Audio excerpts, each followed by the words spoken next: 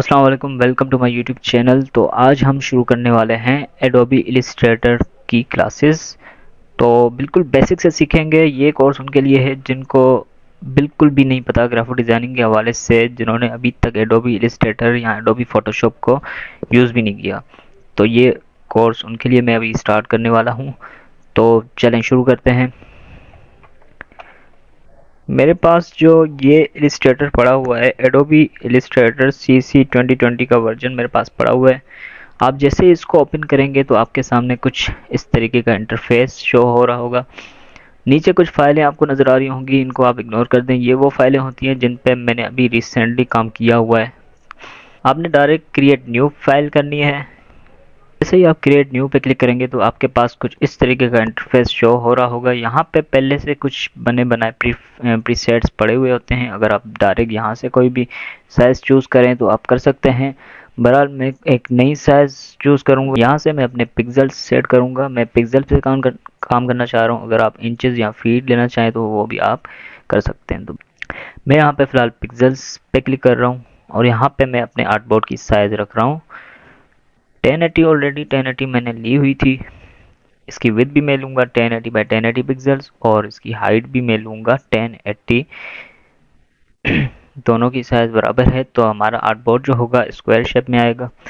नीचे आ जाते हैं तो यहाँ पे कुछ कलर्स मोड चेंज करने के लिए दिए हुए हैं। यहाँ पे अगर क्लिक करता हूँ तो यहाँ पे हमारे पास दो कलर मोड्स हैं, एक है CMYK और एक है RGB। फ़िलहाल आप RGB पे क्लिक कर दें और हमारी उसके बाद नेक्स्ट पे आते हैं। यहाँ पे आप अपनी रेजोल्यूशन सेट कर सकते हैं। आपने शुरू में फ़िलहाल 300 रेजोल्यूशन ही रखनी है। 300 पे क्लिक करके आप क्रिएट पे क्लिक कर दें और ये हमारा आर्टबोर्ड आ चुका है। बिल्कुल सारी चीज़ें आपके सामने है। कुछ इसका इस तरीके का लेआउट होगा। इस साइड पे भी कुछ मॉडिफाइंग टूल्स हैं जिनकी मदद से हम कोई भी चीज़ें बना सकते हैं और इस तरफ हमारे कुछ टूल्स हैं जो हम इस्तेमाल करने वाले हैं। तो आज हमारी क्लास होगी सिलेक्शन टूल के ऊपर। सिलेक्शन टूल कैसे इस्तेमाल करना है, तो उसके लिए हमें पहले कुछ शेप्स बनाने पड़ेंगे। यहाँ पे अगर सिलेक्शन टूल से नीचे आ रहे हैं तो यहाँ पे हमारे पास एक रेक्टेंगल टूल है। इसके ऊपर अगर मैं अपना क्लिक होल्ड करके रखूँ तो यहाँ पे कुछ और भी आपके पास शेप्स नज़र आएंगे। आपने सिंपली क्या करना है, आगे आके इस वाले छोटे से एरो पे क्लिक कर देना है। इस पे क्लिक करने का फ़ायदा ये होगा कि ये टूल्स आप कहीं पे भी फ़िलहाल रख सकते हैं और इजीली यहीं से यूज़ कर सकते हैं। मैं ये रेक्टेंगल ले रहा हूँ। अगर मैं अपना माउस का क्लिक दबा के रखूँ और कहीं पे भी ड्रैग करूँ तो उस जहाँ भी ले जाऊँ तो वहाँ पे मैं अपना एक रेक्टेंगल शेप बना सकता हूँ। यहाँ तक मैंने इसको रख दिया। ये हमारा रेक्टेंगल बन चुका है। यही रेक्टेंगल बनाने का एक और भी तरीका है। दोबारा रेक्टेंगल ले रहा हूँ और यहाँ पे अगर मैं सिर्फ क्लिक करके छोड़ दूँ माउस को तो एक छोटा सा पॉपअप मेन्यू आ जाएगा। यहाँ पे वो हमसे पूछ रहा होगा कि इसमें आपने विड्थ कितनी देनी है और हाइट कितनी देनी है। तो यहाँ पे आप अपनी मर्ज़ी का रेक्टेंगल भी बना सकते हैं, कोई सी भी साइज़ दे के। मैं फ़िलहाल इसमें साइज़ दे रहा हूँ 100 पिक्सल्स बाय 200 पिक्सल्स। जैसे ही मैं ओके करूँगा छोटा सा रेक्टेंगल बन चुका है। इसकी जो विड्थ है 200 पिक्सल्स की है और इसकी जो हाइट है 200 पिक्सल्स। तो इस तरीके के भी आप साइज़ के हिसाब से भी कोई भी रेक्टेंगल बना सकते हैं। अगर आपको इससे सही नहीं लग रहा तो आप मैन्युअली भी बना सकते हैं। रेंडमली कोई सी भी साइज़ का आप रेक्टेंगल या स्क्वायर शेप बना सकते हैं। अब आती है बारी इनको अगर आपने डिलीट करना है तो डिलीट कैसे करेंगे। आप जाएंगे सिलेक्शन टूल उठाएंगे। सिलेक्शन टूल उठाने के बाद किसी भी शेप को आप सिलेक्ट करेंगे और अपने कीबोर्ड से डिलीट का बटन प्रेस करेंगे। ये आपका डिलीट हो चुका है। अगर आपने ये भी डिलीट करना है, इसको मैं सिलेक्ट कर रहा हूँ, ये भी मैंने डिलीट कर दिया और ये भी मैंने डिलीट कर दिया। यहाँ पे मैं एक और शेप उठा रहा हूँ, स्क्वायर शेप ही उठा रहा हूँ। यहाँ पे मैं दोबारा इसको रेंडमली साइज में बना रहा हूँ। इस मरतबा मैं शिफ्ट प्रेस करके ये स्क्वायर शेप बना रहा हूँ तो आपका बिल्कुल स्क्वायर शेप में बनेगा। अगर आप शिफ्ट नहीं प्रेस करेंगे तो आपका रेंडमली कोई सी भी साइज में बनना शुरू हो जाएगा। मैं शिफ्ट प्रेस कर रहा हूँ, अंडू कर रहा हूँ थोड़ी सी।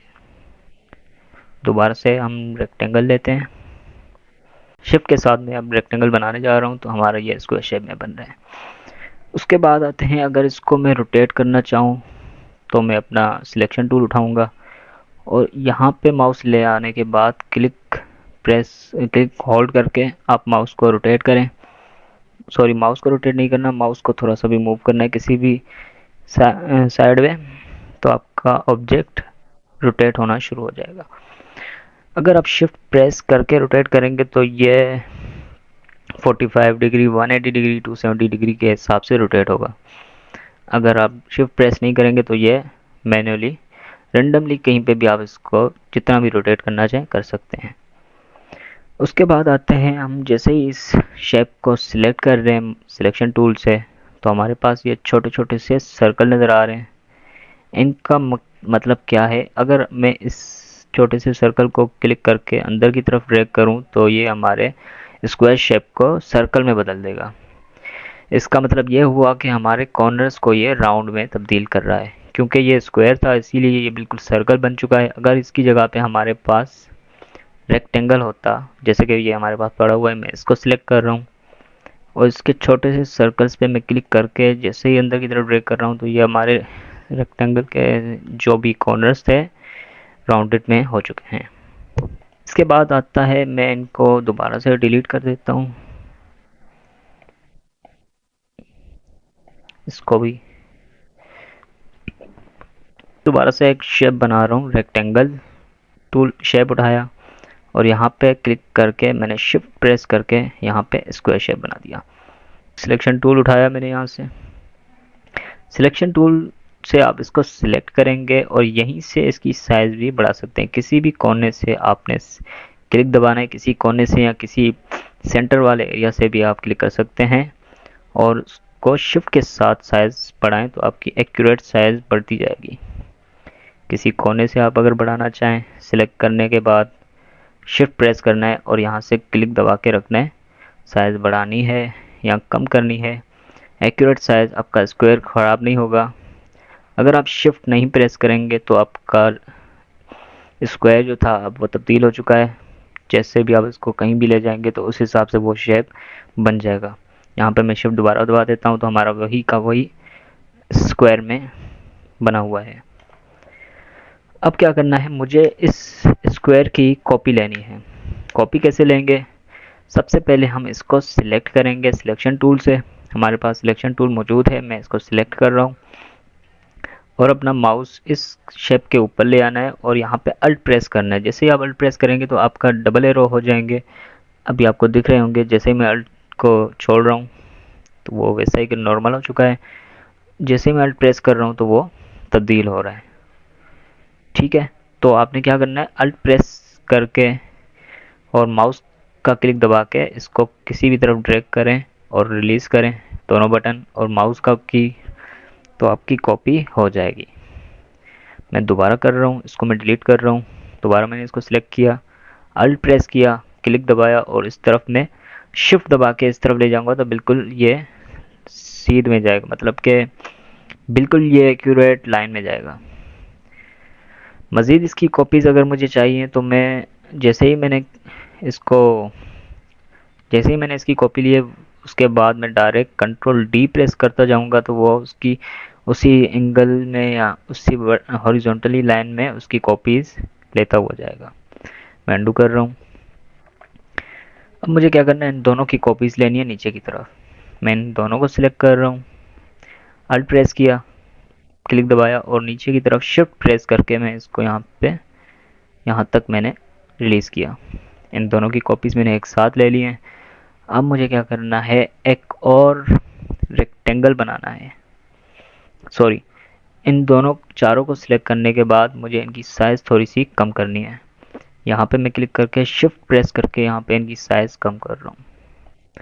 तो एक छोटी सी एक मैंने शेप्स की मदद से विंडो बना दी है। मैं इन चारों को सिलेक्ट कर रहा हूँ और इनको मूव कर सकता हूँ कहीं पे भी, तो मैं इनको यहाँ पे रख रहा हूँ अपने मर्ज़ी के हिसाब से। अब मुझे इसकी कॉपीज़ मज़ीद कॉपीज़ चाहिए, मैं इनको सिलेक्ट कर रहा हूँ, अल्ट प्रेस किया, क्लिक दबाया इस तरफ। अब मैं कंट्रोल डी दबाऊंगा।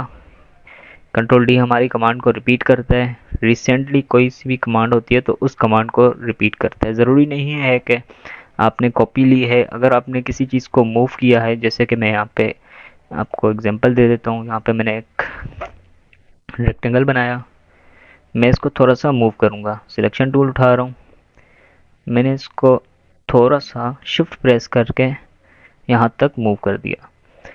अगर मैं यहीं पे कंट्रोल डी दबाता जाऊंगा तो वो मूव होता हुआ चला जाएगा, क्योंकि रिसेंटली हमने इसको मूव किया था।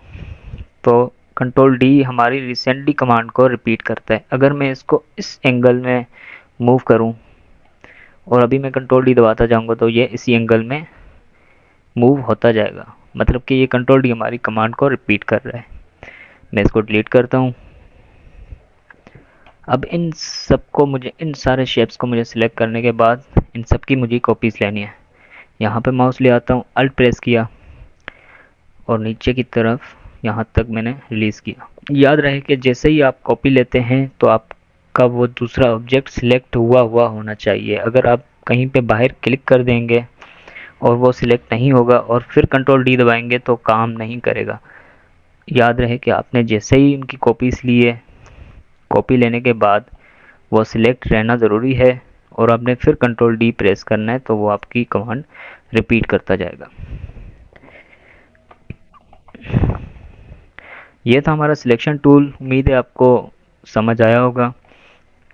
मैं सारी चीज़ें सिलेक्ट कर रहा हूँ और इनको मैं यहाँ पे सेंटर में, अपने आर्टबोर्ड के सेंटर पे रख देता हूँ। और ये जो शेप्स आपने निकाले थे, इनको अगर यहाँ से आप डिलीट भी कर दें तो कोई बड़ी बात नहीं, आपके शेप्स यहाँ पे मौजूद रहेंगे। यहाँ पे आपने राइट क्लिक दबाना है और यहाँ पे क्लिक करना है तो ये दोबारा से आ जाएंगे।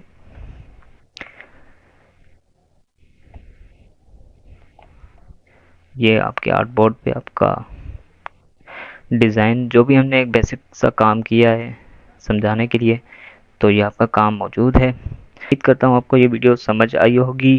और अभी तक अगर आपने मेरा यूट्यूब चैनल सब्सक्राइब नहीं किया तो प्लीज़ जल्दी से जाएं, सब्सक्राइब कर दें और बेल आइकन को प्रेस कर दें ताकि आपको मेरी आने वाली वीडियोस का नोटिफिकेशन मिलता रहे। इंशाल्लाह मिलते हैं आपसे नेक्स्ट क्लास में। ओके, अल्लाह हाफिज़।